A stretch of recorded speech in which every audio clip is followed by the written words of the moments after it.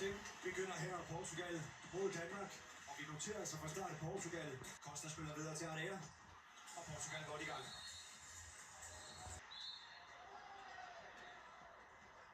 Ja, så sig i sammenstød her med Simon Fyldings arm. Han er den eneste højrefløj i Portugal. 1-1. Mathias Gissen.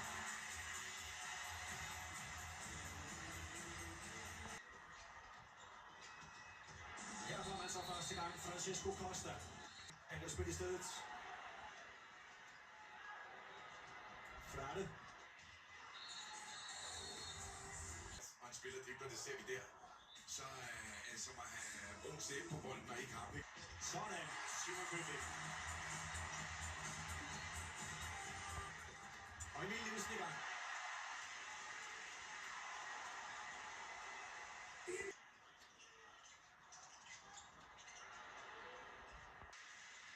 Lauke, så er ikke opmærksomhed, så kommer Gissen.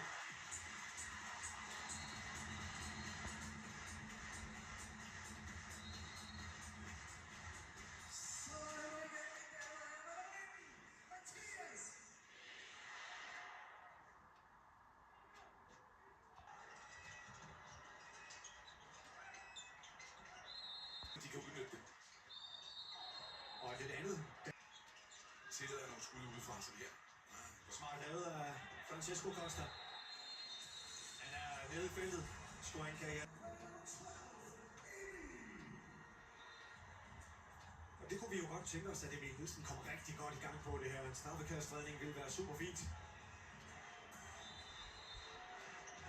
Men er vi snydt? Kan man se her. Det tvinger Emil Nielsen til at flytte sig ud fra sin... Det er så der billede af Cap de Ville. Det er jo kun et par aftener siden, vi sad her i boksen og var noget skuffet over Portugal, da de spillede. Salvador til Frade.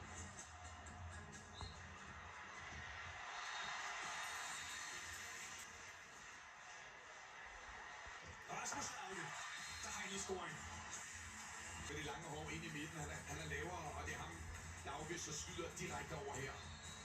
Virkelig smart at Lauke udnytter øjeblikkeligt. Og spiller de smart igen, Salvador står ud af Emil Nielsen. Men det er en dansk af portugiser, som Bergerholt bliver her. Så er der en anden, der kan blive fuldstændig fri. Står man længere fra mål, så er der flere danskere, der kan nå at hjælpe en, der bliver snydt. Emil Nielsen havde en rigtig, rigtig god aften, da man spillede VM. Stod lidt i portugiserne endnu. Lauke spiller videre. Ja, ingenting nok. Den kan Hawks så ikke nå. Han har også lige ved at miste den, som Neves gjorde før. Nej, det er samme stød med Mads Hawkser.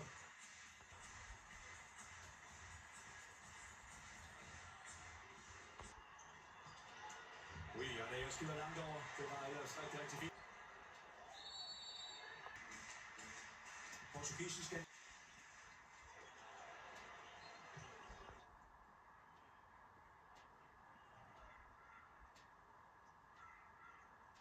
Moe Simmer for straffekast. Det er altså et rigtig dygtigt håndboldhold Danmark op mod i aften. Ja, det er det, og de spiller taktisk smart.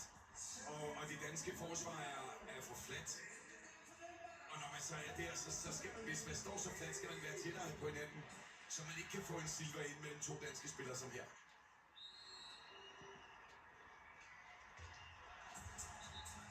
Der er en grund til, at Francisco Costa her. Se igen, hvor langt ude han står til venstre. Og så... Det er meget, meget voldsomt. Dansk straffekast.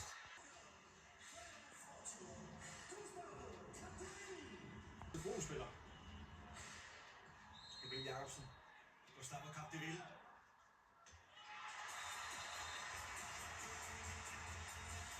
Nielsen lige foran målmanden. To finter deres klassiker. Og finter målmanden ud. Det spiller de altså også godt, og det er overplaceret. Eto'Issa tager i for hårdt fat i Mathias Gissen. Han får en udvisning. Ud fra Eto'Issas synsvinkel, så han kommer simpelthen for sent.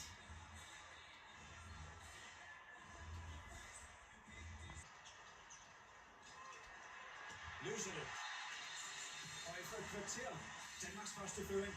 Hvor hurtigt Gissen slipper bolden, og Pytlik løber der uden han Altså inden han har modtaget den. Og det er Danmark simpelthen det verdens bedste hold til.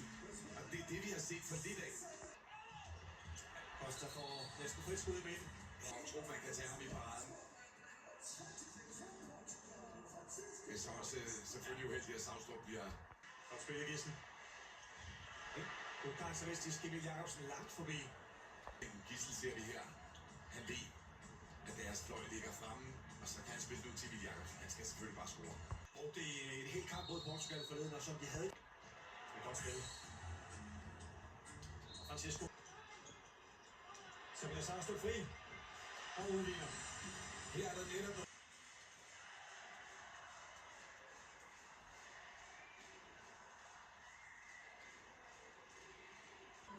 Der var Martin Costa.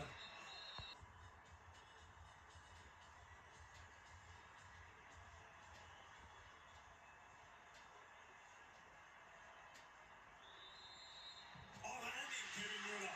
Rumænien. Højre nede for målvogterne, og den har han altså nu af Kevin Müller. Blik. Øj! Emil Nielsen. Skønne spillekræfter, der er straffekast.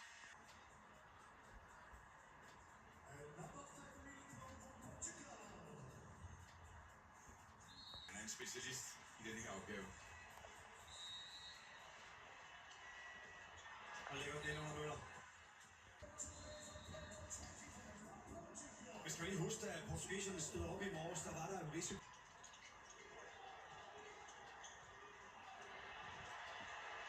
Der er ingenting til Gissel, det er hjemme med sidste år. En dansk hold lidt i modvind. Ja, det er dansk hold. Nej! Men Francisco Costa ligger i feltet og samler op bolden. Kæmpe chancer. Emil Nielsen, han forhindrer portugiserne i at score på. Lad os lige nyde den. Han kommer ud her. Springer ud i ham, altså. Så fed en redning. Ja, det er klasse.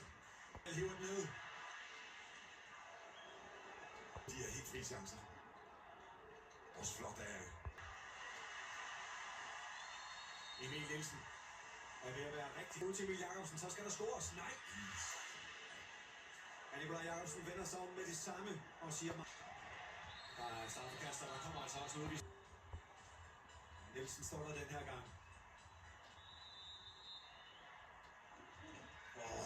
En klassisk eller man skyder højere oppe for målmanden, som i det her tilfælde.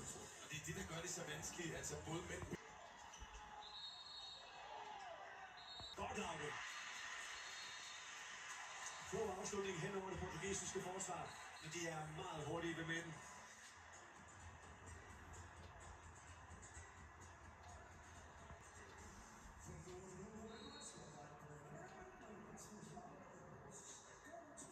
Savstrup, der er spurgt.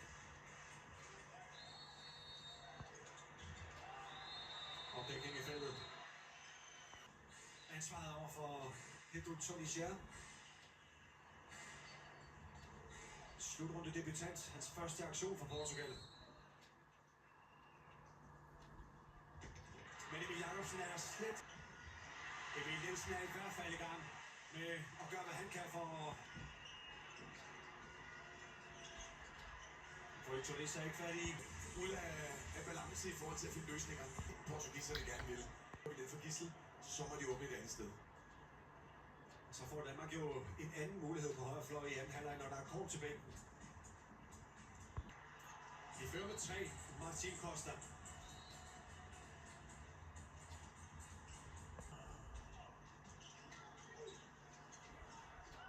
Hoxha går igen. Og scorer den her gang. Vigtigt Hoxha. Så skal jeg jo bringe et dementi. Det har jeg lovet. Jeg kom til at sige forleden, at Mads Hoxha er en morgsing på. Det har...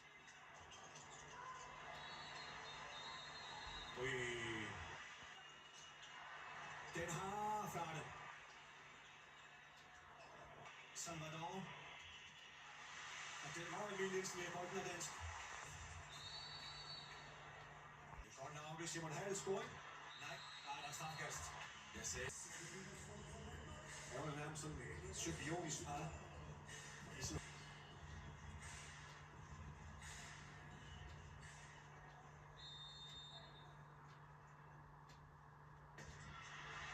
kunne heller ikke løse den.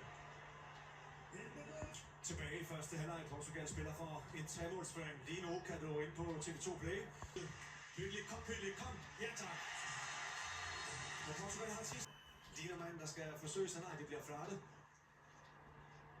Formentlig med lidt topspin. Ned mod Emil Jensen. Ja, det gik selvfølgelig